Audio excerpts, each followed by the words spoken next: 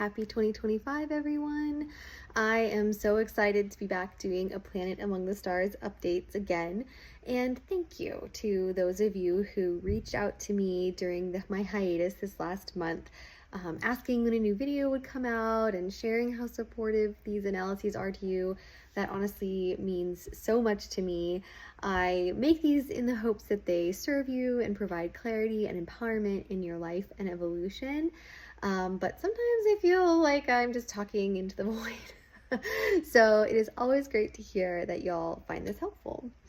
And since it has been a while since we last checked in and a lot has happened, let's get right to it because 2025 is wasting no time.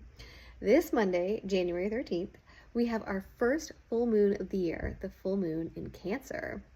And since this full moon is going to be significantly connected to and influenced by the ongoing Mars retrograde, let's actually start there. So on December 6th, Mars stationed retrograde in the sign of Leo, and it will remain retrograde until February 23rd.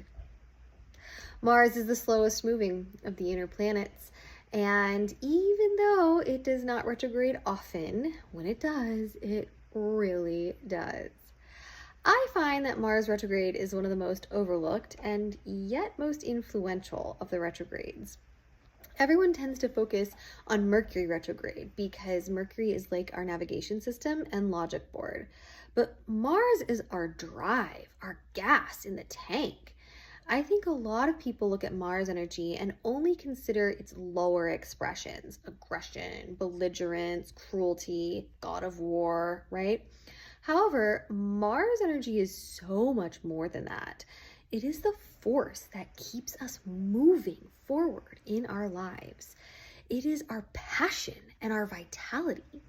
Mars energy is what you tap into when you get that great workout in, when you push through the resistance to overcome an obstacle in your life, when you follow your dreams, when you slay that to-do list. And yes, Mars also governs our sex drive and sexual temperament. So when Mars goes retrograde, there are a lot of areas of life that get affected. And most often people find that it feels a bit like the fire goes out. A loss of motivation, lethargy, and an inability to overcome inertia are extremely common experiences during Mars retrograde. However, remember that when we are deficient in an energy, that energy is more likely to express in its vices instead of in its virtues. So just as you may feel lethargic and experience a drop in productivity, you may also feel irritable, and conflicts also generally increase during Mars retrograde.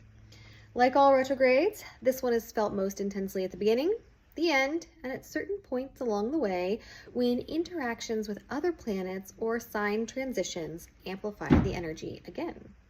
In this instance, when Mars went from Leo back into Cancer on January 6th, and when it conjoins the full moon in Cancer today. With its connection to Mars retrograde, this full moon has the potential to be even more intense than a normal full moon. Sitting in Cancer, the cardinal water sign, and the sign that rules the areas of our lives associated with home, this full moon is always a bit more emotional. However, this year we are adding the frustration of Mars retrograde, which is further amplified by Mars now being in Cancer, which, to be frank, Mars absolutely hates. This full moon is a pressure cooker of angst, impatience, and irritation of the highest degree. For example, right now, as I am making this video, my dog is chewing loudly on a bone in the background.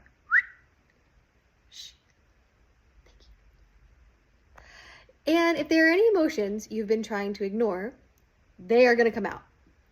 So how do we use this as an opportunity for insight, clarity, and growth? First, why the frustration?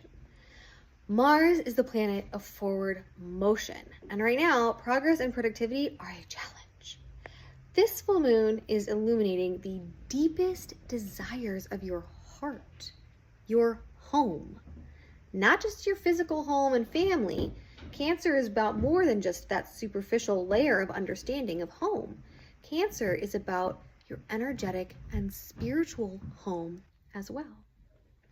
And anything your heart desires that you are not taking action on in your life is going to be felt a lot. But because this is being communicated through feeling, you may not initially have a lot of clarity around what it is you are actually trying to tell yourself about your priorities. Oreo. Shh. Frustration. Because at its core, Mars in Cancer is about priorities, fighting for what matters most. And this full moon is going to illuminate anywhere that your actions are out of alignment with your true priorities, which, like it or not, gets set by your heart, not by your head. And the greater the level of frustration and angst, the greater the distance between your life and what your heart wants most. So this full moon time, try to push pause if you feel overwhelming emotion and prioritize finding healthy ways of expression. Exercise is a great one to help bring Mars into its healthy expression instead of unhealthy expression. Rage cleaning, strong candidate, personal favorite, and honestly, just a good old-fashioned ugly cry to move the energy out.